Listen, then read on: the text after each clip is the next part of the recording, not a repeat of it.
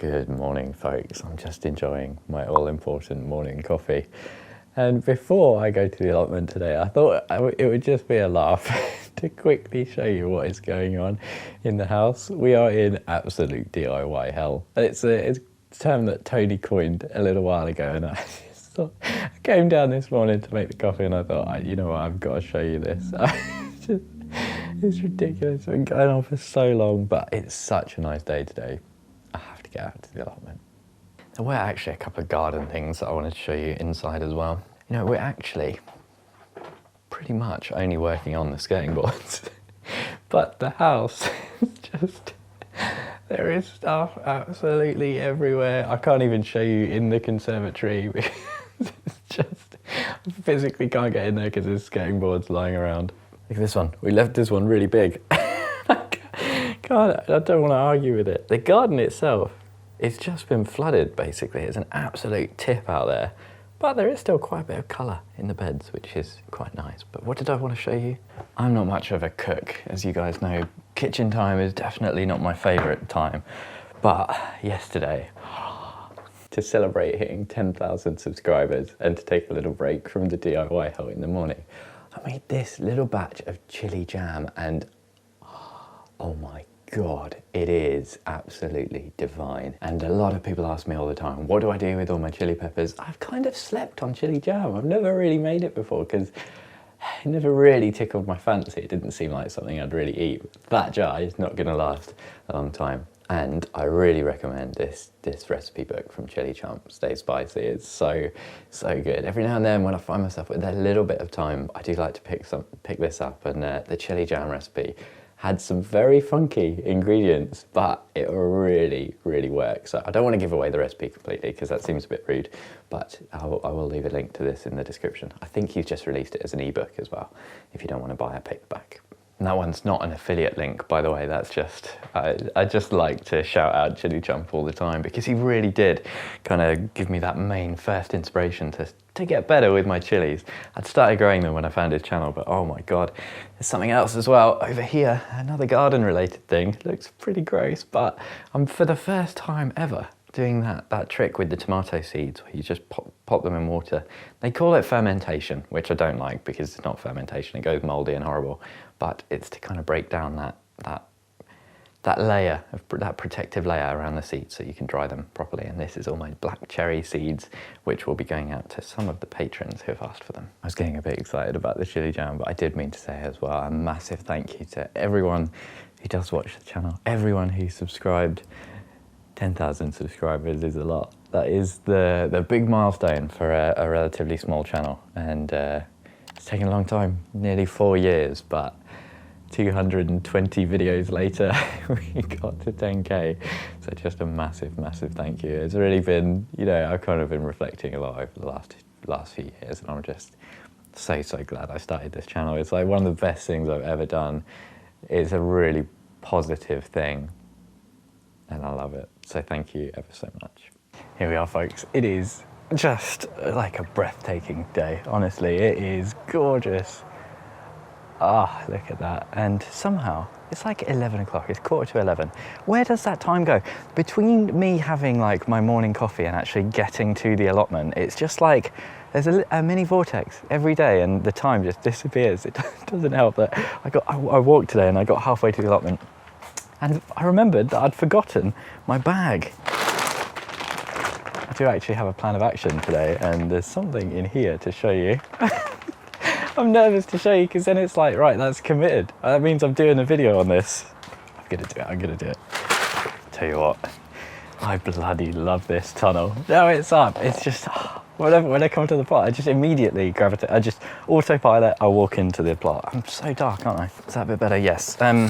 You know, it's just, feels like home. Oh, what is going on here? This is impenetrable. This should be a simple little job, similar to replacing your skirting boards. Ta-da! New guttering downpipes. Now, there's some more bits missing, yep. Don't worry. Okay, there's a spider's web in my face. I've just dropped all the stuff, God. Okay, a little bit chaos, we're getting there. I did a video on these years ago when I first put them on my chili greenhouse. And it all went so spectacularly wrong. I did literally everything wrong. And they do work though. It was just a bit of a palaver. Now these are kind of like a universal design type thing. And I've just been lucky they just kind of fit my greenhouse. I don't have any glue or sealant with me today because it's all being used on the skirting. So what we're going to do is basically prepare the area, and I might do like a little YouTube short about these or something, because it's one of the questions I get asked all the time about my greenhouse. Let me show you what we got to do. Now you're probably rightfully wondering, why is he making such a meal out of this? Why is he making it sound like it's such a dramatic, difficult job? Putting those in isn't too difficult, they just kind of slot in. But it's preparing the area first and getting everything out of the way, because, oh God, look at it. Today's the day. We're going to tackle this. What I was calling the nursery for an area. That aubergine is still alive. Bloody hell, it's been sat in water for like a month.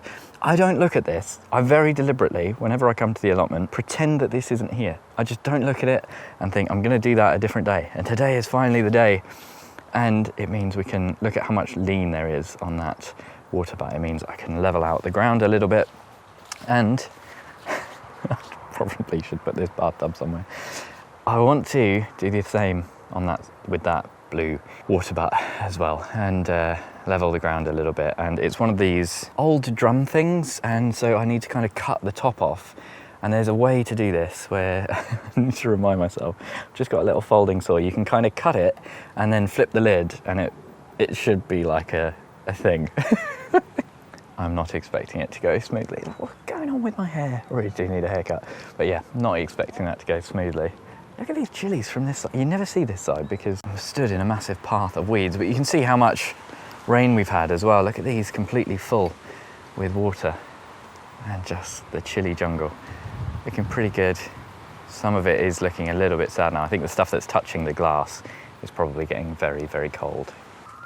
If you've not seen this before and you're wondering, what on earth is going on here? Well, this was, for a little time, a semi-successful plant nursery. I put some weed suppressant membrane on this raised bed, which you probably can't see, and I had loads of seedlings on here, mostly little salads and that kind of thing, and I got some successful plants. It was sort of towards the end of the season, you know, late summer. The start of August plantings for salads and that kind of thing. And then I started building a polytunnel. All of this just went really quite neglected. I can't believe how much of this stuff is still alive, actually. Most of it is going to go in the compost, unfortunately, but look at this. Some radicchio. That's radicchio that's just in a tiny little, one of those Super 7 pots. I think lots of those ones, I never actually planted anything in, and these were a load of brassicas that got completely ravaged by caterpillars. Somehow they're still alive, they're still going. There's a little pot of leeks that I forgot about, and this is the aubergine I just saw. I can't believe, I mean, this has literally been sat in water for so long, and it's still going. But most of this just destined for the compost, and under there, you can't see it, but there's like loads of pots and all that kind of stuff that should really go in the shed or the greenhouse. I'll probably move that into its new home in the tunnel.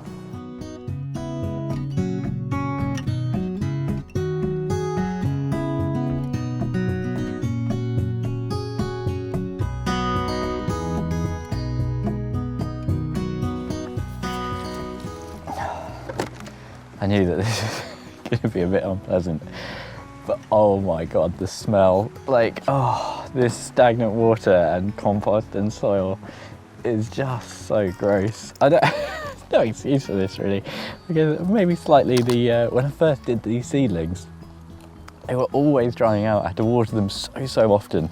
So with this, you know, really wet month that we've had, just didn't really think about it. And since, oh God, oh God, the smell is really bad for us. My eyes are watering. Oh, it's just like that stagnant water, pond, rot, kind of vegetation. Look at some of these root systems though, it's remarkable. But the plants are still alive. Like, how have they survived this? This is the radicchio. I can't believe it. I'm reticent to bin these, you know, just because look at this. Their survival instinct. It just seems a bit rude, doesn't it, to get rid of them? Oh God, it's just so much. Oh Christ.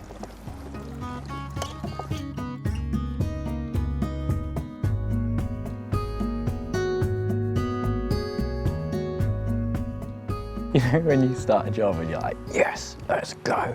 We're gonna do it. I've got the energy. I feel like as soon as that smell really it just like sapped all of my willpower, and I just don't want to do it anymore. There's just chaos around me, and like at the back of the bed there's some right funny stuff going on, and it's one of those things where, you know, I've started it now, I've made it look a lot worse than it already did, so I've got to continue, I've got to get it finished. But I can't believe this aubergine. It had such bad spider mite damage. Look at this, what is going on? Oh, I forgot. Oh, they're really spiky, aren't they? I did it, folks. I grew my first aubergine. Dear me. Oh, good Lord. Yeah, the aubergines did not go well. One of those things I very early in the year decided to sacrifice for my peppers. Still got flowers on it though. Look at that. What the hell? Yeah, look at the back here. I did actually forget that this raised bed is in complete disrepair and is kind of broken down here. And I can't tell if this is just all the soil that's washed out with the rain going through that membrane. But this is very bad. We have lots of wet soil in contact with the sleeper, which is like mission number one to avoid. And why I've designed the greenhouse base like this is because, you know, it's fine if the sleepers get wet, but having fully sodden soil in contact with them all the time is what is going to start that rot. So I'm going to get all of this tidied up. There's a lot of it. I need to move this probably under the plum trees, and then I can do a bit of slabbing around here, getting this all level. Look at that, we're making progress. I said I didn't want to, but it's like I can feel you all in the comments cheering me on. God, JB, he's finally doing it. He's finally actually tidying up his allotment. Unprecedented. I've got some good music going today as well. I often get comments asking what I'm listening to when you can see me with my headphones, and today it's a guy called Theo Katzman. I'll leave a link in the description to some of his music. I absolutely love it. It's perfect allotment music, Theo Katzman.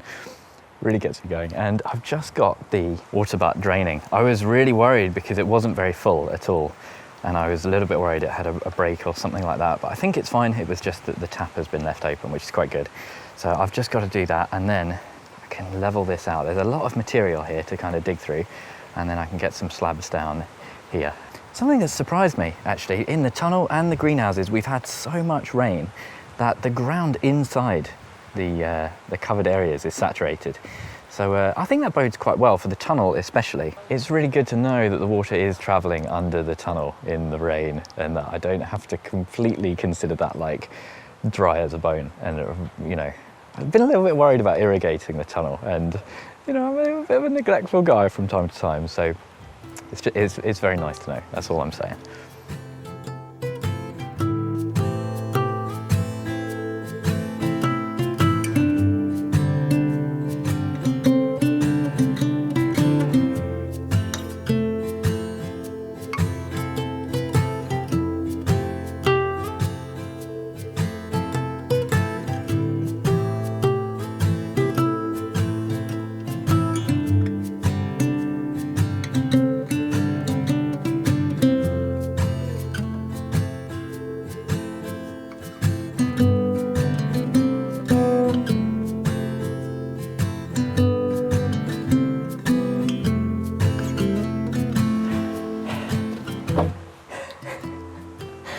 I'm knackered, folks. I'm really feeling it today. I think all the DIY and stuff, you know, it's been busy recently, so everything's hurting. I'm so like, I feel like I'm a good 10 years older than I am, you know. And I've just put this on and realised this isn't the one that I want. I'm going to use this probably as like a feeding tank in the tunnel. It'd be really good to just be able to mix up a load of nutrients in this, and the polytunnel will keep it nice and warm so it won't shock any of the potted plants or the tomatoes and that kind of thing. I've got a bigger one that's going here, and it's really full of water. Oh, it does look good though. I'm very pleased. It's a bit of a relief being able to just kind of chuck the slabs down a bit more loosely. You know, all the slabbing I've been doing recently in the tunnel has to be like pitch perfect, so I can just kind of chuck those down. Don't need to worry about it too much. The big one.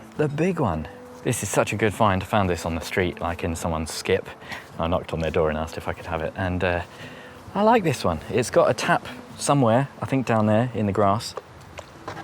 But yeah, this is a bit of a problem. I think what I might do is try and use a bit of this, fill up the auto pot and that kind of thing, fill up that reservoir. I suppose I don't have to put it down right now, do I? I just don't like the idea of wasting the water. I know that sounds a bit silly given how much rain we're having at the moment, but it makes sense to use it, doesn't it? So I think what I might do is just quickly plumb it in. Well, check. Let's check that it fits first, shall we? It looks, to my eye, about the same as the previous one. Oh, bugger. Oh, for God's sake. I was convinced that this would just fit. Oh, for God's sake. What's the bloody point? That's perfect, isn't it? I've been advising people in the comments for years as well, just like, get one of those standard ones, it'll probably fit your greenhouse. Stupid. Look, this is it on my other one. It fits perfectly, just sits right inside that little thing. And these are, they're like engineered in, you know, that's like a part of the frame. It's one piece of aluminium. So, bugger.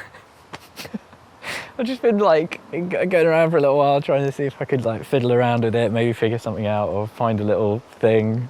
It's nothing.